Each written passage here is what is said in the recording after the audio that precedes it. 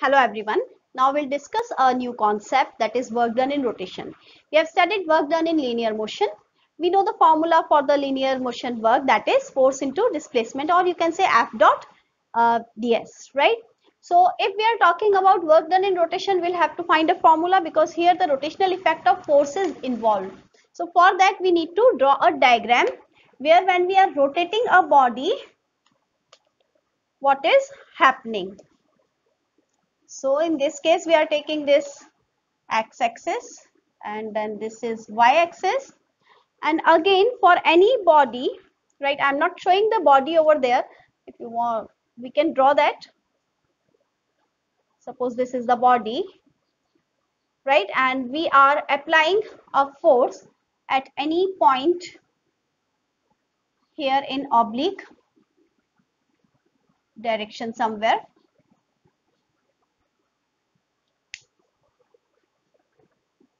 So now look at this.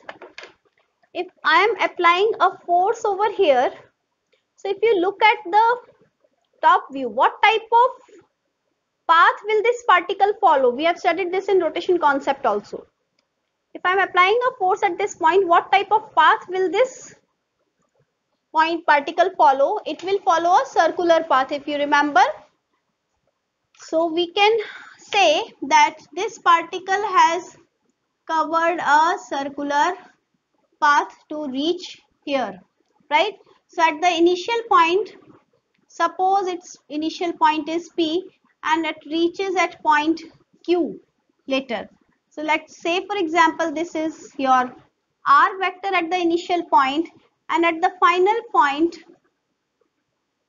the position vector is R plus delta R vector. Why so?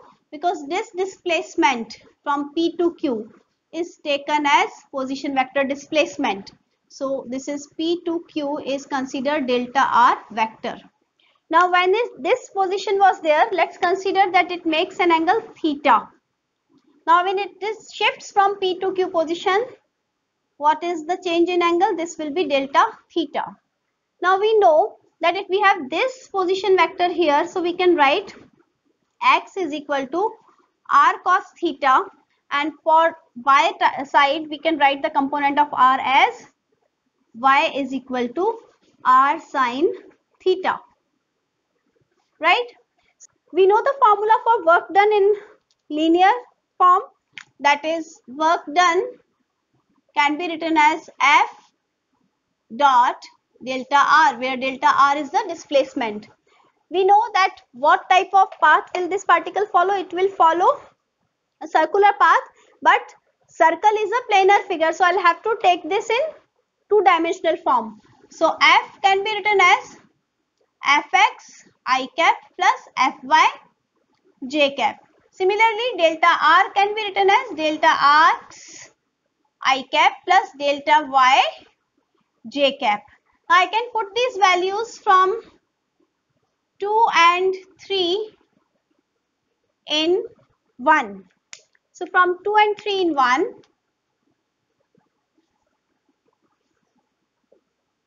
I can put delta W is equal to, directly I am taking the dot product. So I dot I is 1, J dot J is 1, but I dot J, J dot I are 0. So I am writing directly. You will have to revise your chapter 4 for this. So Fy into delta Y. Let's look at the figure now. We have x is equal to r cos theta and y is equal to r sine theta. So delta x upon delta theta, we can say that we are differentiating it with respect to theta. So this can be written as r into minus sine theta. So r is constant, right? So we are differentiating with respect to theta, so we can write this minus sine theta.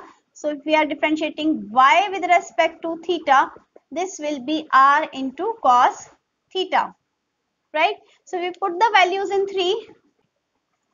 From here we will get delta x is equal to minus r sine theta delta theta.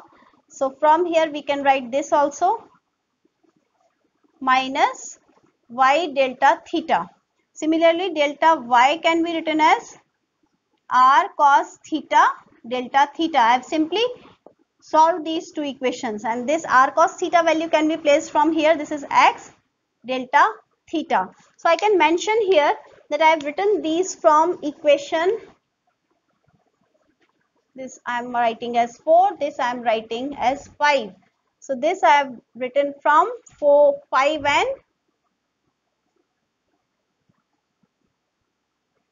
4. So from here, this I am marking as equation 6. So from 6 in